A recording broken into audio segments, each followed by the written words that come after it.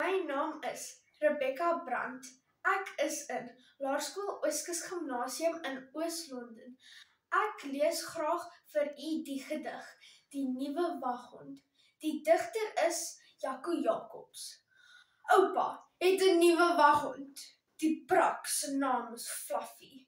Hy het rye tande en hy knor, maar hy kan nie blaf nie. Sy vel is groen en skibberig.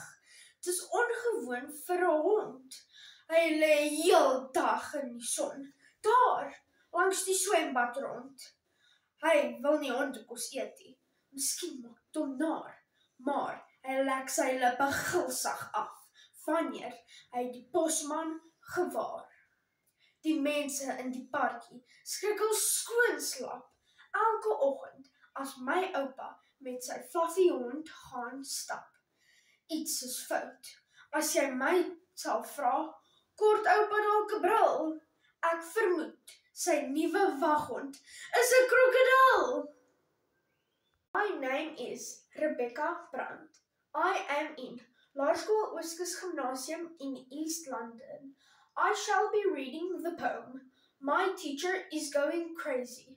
The poem was written by Bridget Ilinsky. My teacher's going crazy, and I have no idea why.